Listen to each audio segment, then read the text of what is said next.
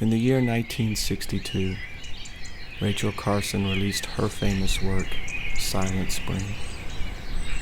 The book detailed how the indiscriminate use of pesticides influenced a sharp decline in bird populations. For many, her work represents the first important text of the modern environmental movement. The decline of birdsong still serves as a powerful metaphor which represents the negative effects of human beings on our environment.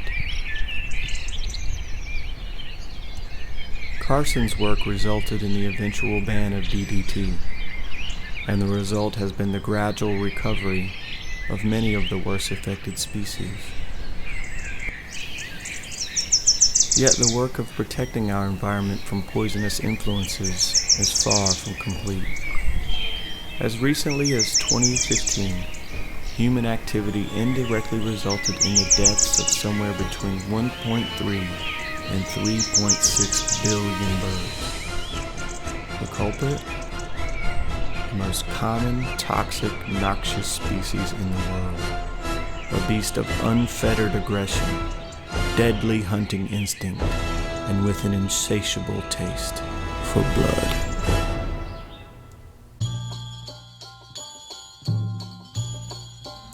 Felis catus, the common house cat. Americans own nearly 90 million house cats, out of a world population of between 200 and 600 million. Cats have lived among humans since the time of the ancient Egyptians at the latest. Most likely, cats were attracted to population centers as stockpiles of grain and trash form perfect habitats for their primary prey, rodents. Equal parts athletic, strange, beautiful, savage, and soft, cats hold a unique place in the hearts of Americans, who simultaneously admire their independence and what is perceived as their affectionate nature. Most cat owners admit that owning a cat, though not as time-intensive as the ownership of other pets, comes with some sacrifice. Occasionally, cats can be both destructive and aggressive, and their litter requires constant removal, both for sanitary reasons and for the comfort of the humans. In fact, cats pose a unique health risk to their owners and others, and avoiding the risk is not altogether simple. Cat feces commonly contain a parasite called T. gondii. According to scientists from Johns Hopkins University, T. gondii poses a significant public health hazard. Gareth Morgan, a conservationist from New Zealand, spoke with us about some of the risks. The other issue, of course, is toxoplasmosis. And, there's a lot of work being done to show that up to 40% of the human population has experienced some form of toxoplasmosis. The majority of cases, it hasn't developed into anything serious. But in some cases where, people go blind and all the rest. Studies have shown a correlation between elevated T. gondii levels and schizophrenia, depression, suicidal behavior, obsessive-compulsive disorder, and brain cancer. In pregnant women, T. gondii infections have been tied to deafness, retinal damage, and mental retardation in fetuses. Attempts to control the unpleasantness of cat litter are fraught with risk. The constituent ingredients of most cat litters are themselves toxic. The clumping agent found in cat litter, sodium bentonite clay, expands to 15 times its normal size when wet. Ingested by your pet or child, it can lead to severe and dangerous blockages of the excretory system and infection. But cat litter isn't the greatest environmental challenge that cats bring to bear. Cats are marvelous hunters, and they make no distinction between vermin and ecologically important songbirds. a biologist from Guilford College, weighed in on the problem of predation in cats. Cats pose a threat to wildlife species, birds in particular, as well as reptiles and other ground-dwelling organisms. Both pet cats and feral cats are hunters, and so they hunt whether they're hungry or not. They're going to go out and they're going to catch stuff like birds, songbirds, and lizards and frogs, and anything that they can really get their hands on.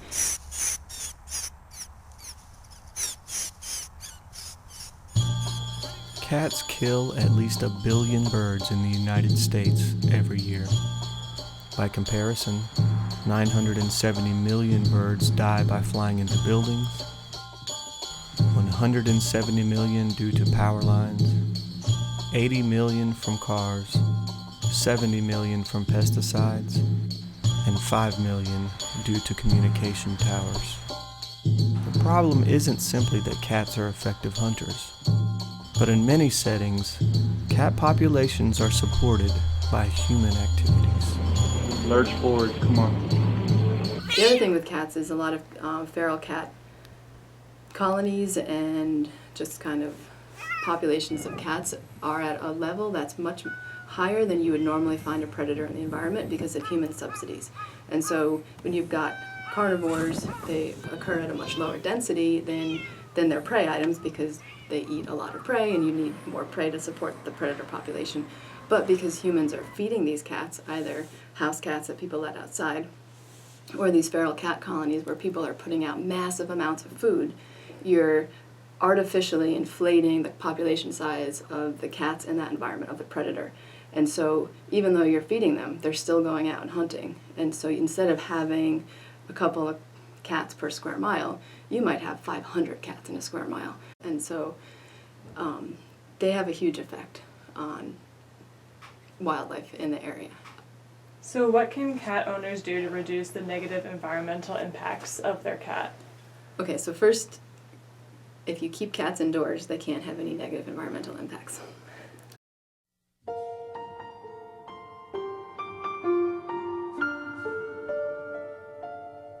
Quite obviously it's very popular as a companion animal, and there's no way that we want that to end. It's just changing the definition of what responsible cat ownership is. So if you can keep your cat on your own property, there are no issues whatsoever. That's the simple answer. Unfortunately, that's also not always feasible for cat owners, and I think this is someplace where part of the reason why this issue has become so contentious is because scientists stand there, or environmental activists stand there and say, you're a bad person because you let your cat out, and they go and they kill birds and things like that. So you're a bad person, don't do that. Well, you know, I have dogs. Dogs are part of my family. People's cats are part of their family, and you're telling them that their cat is a killer and that they're a bad person for having a cat. And so you end up with this animosity between people that are trying to manage feral cats and people that want to protect cats. And so if we point fingers and we constantly tell people that they're doing the wrong thing, it's not going to get us anywhere. In the long term, if we can change humans' behavior and how they treat cats, no one's dogs are really allowed to roam free in neighborhoods, just off leash and to go wherever they want without the owner present and to poop in people's yards. But it's okay for cats to do that.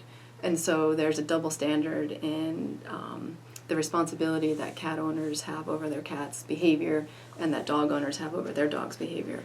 And if we can change the way we view cat ownership, then I think we can actually make progress on this. And we're pretty close now to councils around New Zealand bringing in bylaws that will require cat owners to microchip and register their pets. And that's really the first step in terms of controlling the activities of wandering cats. Because 99% of people who own cats are responsible, and they don't want to see their cat destroying the wildlife either. And the biggest response I have had over the 3 years from cat owners has been, I've never really thought about it in the way that you express it, that, you know, they were actually doing damage. If you can't work out how to confine your cat, you know, if you can't either keep it indoors or keep it in your section, or you're not prepared to, then please try to make this cat your last cat.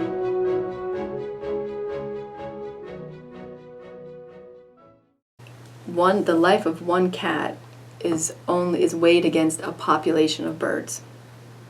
So why is the life of one cat not weighed against the life of one bird?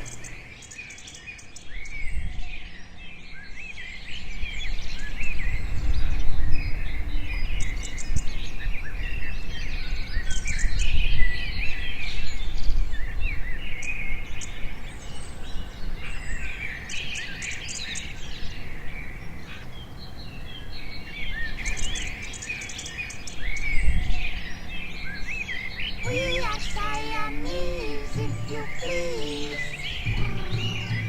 We are Siamese, if you don't please. Now we're looking over our new domicile. If we let we stay there maybe quite a while.